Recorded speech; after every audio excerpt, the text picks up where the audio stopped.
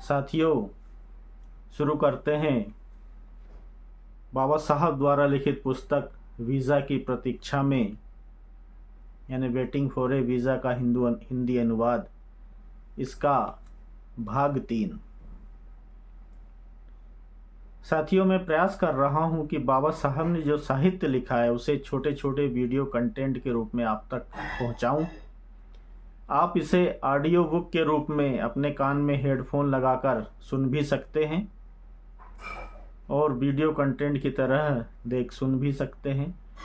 मेरा प्रयास है कि बाबा साहब के साहित्य को सब लोग जाने पहचाने, उससे परिचित हो, उससे सीख लें। तो चलिए शुरू करते हैं अगला भाग 3। वर्ष 1929 की बात है। बंबई सरकार ने अछूतों की शिकायतों की जांच करने के लिए एक समिति का गठन किया था। मुझे उस समिति का एक सदस्य नियुक्त किया गया। इस समिति को पूरे प्रदेश का भ्रमण करके अन्याय, उत्पीड़न और अत्याचार के आरोपों की जांच करनी थी। समिति 2 फाड़ हो गई। मुझे और एक अन्य सदस्य को खानदेश के 2 जिले दिए गए। मेरे साथी और मैंने अपना काम समाप्त करने के बाद एक दूसरे को विदा कहा। वह किसी हिंदू संत के दर्शन करने चला गया। मैं ट्रेन पकड़कर बंबई के लिए रवाना हो गया। 40 गांव में मैं धूलिया लाइन पर पड़ने वाले एक गांव जाने के लिए उतर पड़ा, जहां मुझे एक सामाजिक बहिष्कार के एक मामले की जांच करनी थी, जिसकी घोषणा सवर्ण हिंदुओं ने उस गांव के अछूतों के विरुद्ध की थी। 40 गांव के अछूतों ने स्टेशन पर आकर मुझसे आग्रह किया कि मैं उस रात उनके पास रुक जाऊं। मेरा कार्यक्रम तो यही निर्धारित था कि सामाजिक बहिष्कार के मामले की जांच करने के बाद सीधे बंबई चला जाऊंगा, लेकिन उनके जोर देने पर मैं रात को वहीं रुकने के लिए सहमत हो गया।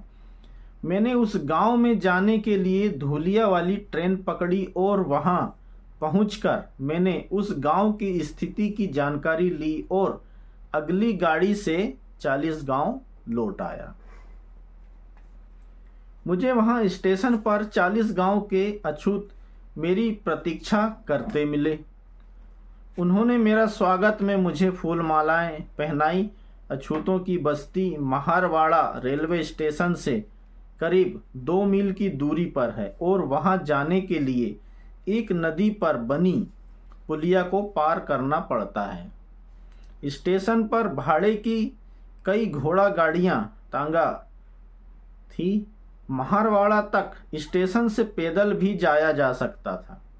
मैं आशा कर रहा था कि ये लोग मुझे तुरंत महारवाड़ा ले जाएंगे, लेकिन उस दिशा में कोई गतिविधि ही नहीं हो रही थी और मेरी समझ में नहीं आ रहा था कि मुझे इतनी प्रतीक्षा क्यों करवाई जा रही है। कोई 1 घंटे बाद एक तांगा प्लेटफार्म के पास आकर खड़ा कर दिया गया और मैं उसमें बैठ गया। उस टांगे में तांगा हाँकने वाला और मैं केवल 2 ही व्यक्ति थे। बाकी लोग एक छोटे मार्ग से पैदल ही निकल गए। तांगा अभी 200 कदम भी नहीं गया होगा कि एक मोटर कार से टक्कर होते होते बची। मुझे इस बात पर आश्चर्य हुआ कि रोज भाड़े पर टांगा चलाने वाला इतना अनाड़ी कैसे हो सकता है। दुर्घटना तो आखिर टल गई, क्योंकि पुलिस वाले के चिल्लाने पर कार के चालक ने कार को पीछे हटा लिया था। जैसे तैसे करके हम नदी पर बनी पुलिया पर आ गए। इस पुलिया पर दीवारें नहीं थी जैसे कि बहुधा पुल पर होती है। बस 5-5 या 10-10 फुट की दूरी पर पत्थर गड़े थे। इस पर पत्थर का खड़ंजा था। हम जिस सड़क से जा रहे थे उससे यह पुलिया 90 अंश के कोण पर आकर मिलती थी। सड़क से पुलिया पर आने के लिए तेज मोड़ काटना था। अब हुआ यह कि पुलिया के किनारे के पहले ही पत्थर के पास घोड़ा सीधे जाने की बजाय मुड़ गया और बिदक गया। तांगे का पहिया पत्थर से इतनी जोर से टकराया कि मैं उछलकर पुलिया के खड़ंजे पर जा गिरा और घोड़ा और तांगा पुलिया से नदी में जा गिरे। मैं इतनी जोर से गिरा था कि बेहोश हो गया। महारवाड़ा नदी के दूसरे किनारे पर ही है। जो लोग स्टेशन पर मेरा स्वागत करने आए थे वे मुझसे पहले ही वहां पहुंच गए थे। मुझे आदमियों, औरतों और बच्चों की चीख पुकार के बीच उठाकर महारवाड़ा पहुंचाया गया। मुझे कई चोटें आई। मेरी टांग की हड्डी टूट गई और मैं कई दिन तक चलने फिरने के योग्य भी नहीं रहा। मेरी समझ में नहीं आ रहा था कि यह सब कैसे हुआ। तांगे तो उस पुलिया पर दिन में कई बार आते जाते थे और कभी ऐसा नहीं हुआ कि कोई तांगे वाला तांगे को सकुशल पुलिया के पार ना ले जा पाया हो। पूछताछ करने पर मुझे असली बात का पता चला। रेलवे स्टेशन पर जो देर हुई थी उसकी वजह यह थी कि कोई भी तांगे वाला अपने तांगे में किसी अछूत सवारी को ले जाने को तैयार ही नहीं हो रहा था। यह उनकी मान मर्यादा के विरुद्ध था। उधर महारों को यह सहन नहीं हो रहा था कि मैं पैदल उनकी बस्ती तक जाऊं। उनके हिसाब से यह मेरी शान के खिलाफ था। इसलिए बीच का रास्ता निकाला गया कि तांगे का मालिक तांगा तो भाड़े पर दे देगा लेकिन उसे खुद चलाएगा नहीं। महार लोग तांगा तो ले सकते थे लेकिन चलाने वाला उन्हें खुद ही ढूंढना था। महारों को यह प्रस्ताव अच्छा लगा लेकिन वे यह भूल गए कि सवारी की सुरक्षा उसकी शान बनाए रखने से अधिक महत्वपूर्ण थी। अगर उन्होंने यह विचार किया होता तो वे यह अवश्य सोचते कि क्या उन्हें ऐसा कोई तांगा चलाने वाला मिल सकता है जो मुझे सकुशल मेरे गंतव्य स्थान तक पहुंचा दे। वास्तविकता तो यह थी कि उनमें से कोई भी तांगा चलाना नहीं जानता था, क्योंकि यह उनका पेशा था ही नहीं।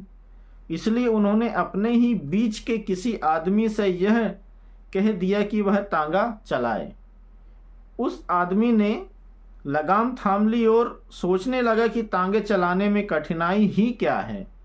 परंतु जब तांगा आगे बढ़ने लगा तब उसे अपने उत्तरदायित्व का आभास हुआ और वह इतना घबरा गया कि उसने घोड़े को काबू में रखने के सारे प्रयत्न ही छोड़ दिए। मेरी शान बचाने के चक्कर में 40 गांव के महारों ने मेरी जान को ही खतरे में डाल दिया था।